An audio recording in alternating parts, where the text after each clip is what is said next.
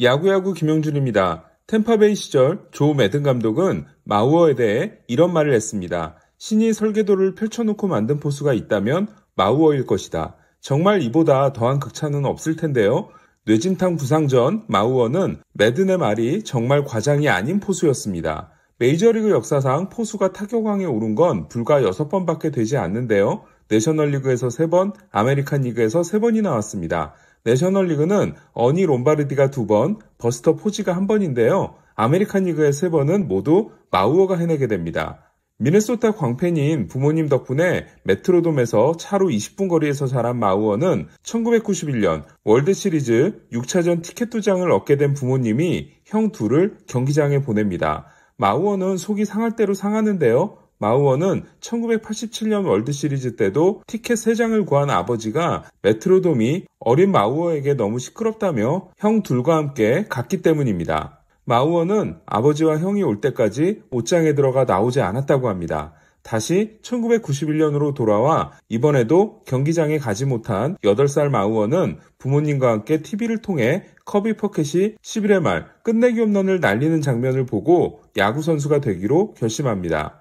메이저리거의 꿈을 이루지 못한 마우어의 할아버지는 마우어 형제들을 좌타자로 만들기 위해 노력하는데요. 두 형은 실패하고 마우어만 성공하게 됩니다.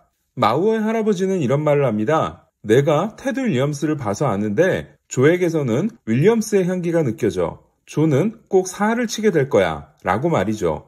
마우어는 사활은 치지 못했지만 역사상 가장 정확한 타격을 하는 포수가 됩니다.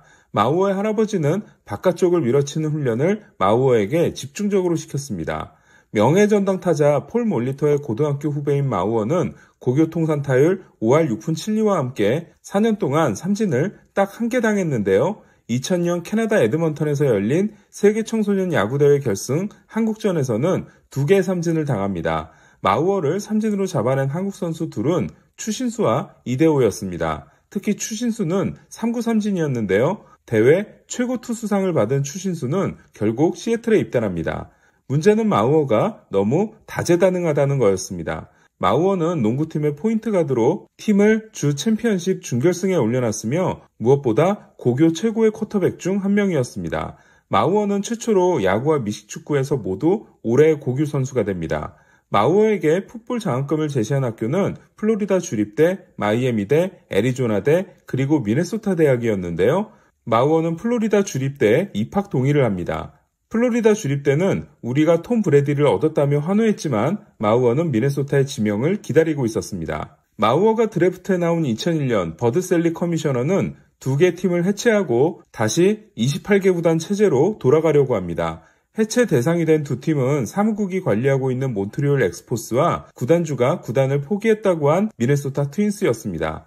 이런 다급한 상황에서 마우어는 자칫 팀이 없어질지도 모르는 상황에서 야구를 선택합니다. 전체 1순위 지명권을 가진 미네소타는 드래프트 역사상 최고의 투수라는 평가를 받았던 마크 프라이어, 원래 강력한 1순위 선수였지만 부상으로 3학년 시즌을 망친 마크 테세이라, 그리고 마우어 중 한 명을 선택할 수 있었는데요. 프라이어와 테세이라는 보라스 선수였습니다. 사실 미네소타 구단은 보라스와 악연으로 얽혀있는 사이였는데요. 미네소타는 1983년 보라스 선수인 팀 벨처를 지명했다가 1순위 지명권을 날렸고 1996년에도 보라스 선수인 트래비스 리를 지명했다가 2순위 지명권을 날렸습니다. 결국 미네소타는 마우어를 뽑는데요. 미네소타는 보라스 선수를 피한 게 아니라 마우어를 최고의 선수라고 생각했습니다.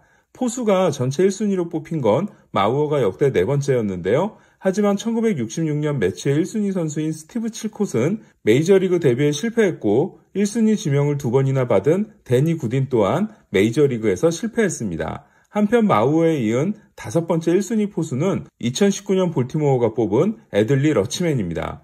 미네소타가 메트로돔과 맺은 잔여 계약 때문에 미네소타 몬트리올 해체는 없던 일이 되면서 마우어는 미네소타의 유니폼을 입습니다. 그리고 마우어는 풋볼은 쳐다보지도 않고 야구에 몰입하기 시작합니다.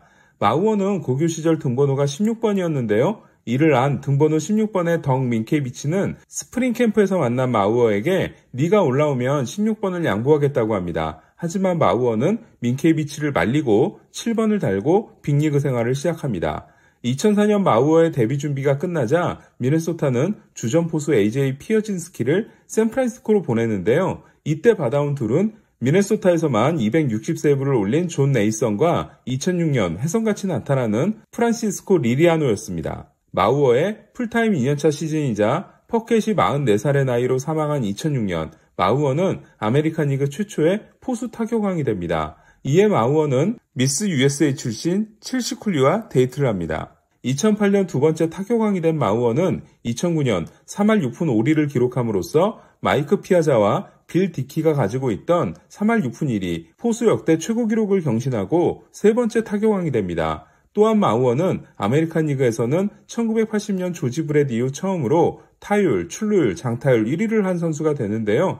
이는 2013년 미겔 카브레라도 달성하긴 하지만 결코 쉽게 나오는 기록이 아닙니다. 마우어가 MVP가 된 건 당연했는데요. 1976년 양키스 서먼 먼슨 이후 아메리칸 리그의 포수 MVP는 1999년 이반 로드리게스에 이어 마우어가 두 번째였습니다. 사실 2009년은 놀라운 시즌이었는데요. 원래부터 정확한 타자였지만 파워는 뛰어나지 않았던 마우어는 2007년 7개, 2008년 9개였던 홈런 수가 2009년 28개로 늘어납니다. 마우어는 어릴 때부터 신장이 좋지 않았는데 2008년 겨울 신장 수술을 받으면서 만성적인 허리 통증이 사라진 거였습니다. 비록 마우어의 홈런 수는 이듬해부터 원래대로 돌아가지만 정확한 타격의 바탕을 둔 사할 출루율은 포수로서 독보적인 경쟁력이었습니다. 하지만 마우어의 앞에 세 가지 재앙이 나타납니다. 첫째는 2010년에 개장한 타기필드였습니다. 타기필드는 메트로돔과 똑같은 규격이었지만 메트로돔 대비 홈런이 잘 나오지 않게 됩니다. 그리고 5월 초까지도 지붕이 없는 타기필드에서 하는 경기는 너무 추웠습니다. 두 번째는 수비 쉬프트였습니다. 마우어를 만나는 팀들은 마우어가 땅볼 타구는 당겨치고 외야로 나가는 타구는 밀어친다는 점을 감안해 내야는 오른쪽으로, 외야는 왼쪽으로 미는데 이게 마우어에게 제대로 통하기 시작합니다. 세 번째는 위에 두 개와는 비교도 안 되는 재앙이었는데요.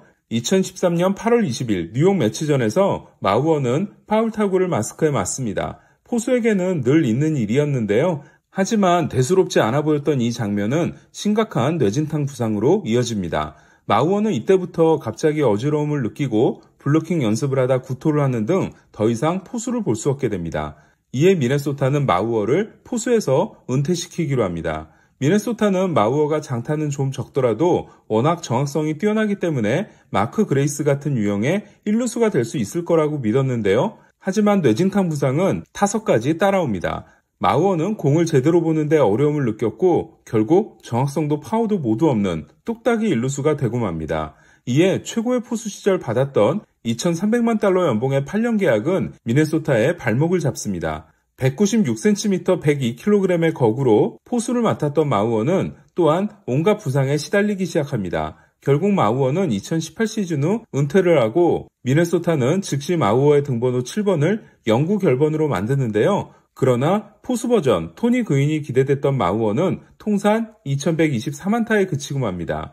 또 하나 마우어에게 아쉬운 건 마우어가 나간 포스트 시즌 경기에서 미네소타가 10전 전패를 했다는 건데요. 미네소타는 지난해에도 또 양키스를 만나 3연패를 당한 바 있습니다. 골드글러브가 3개, 실버슬러거가 5개지만 마우어의 2124만타, 143홈런은 명예전당 선수로는 많이 부족해 보이는데요. 하지만 저는 마우어가 샌디 코펙스의 포수 버전이라고 생각합니다. 전성기는 짧았지만 전성기만큼은 그 어떤 포수보다도 화려했기 때문입니다.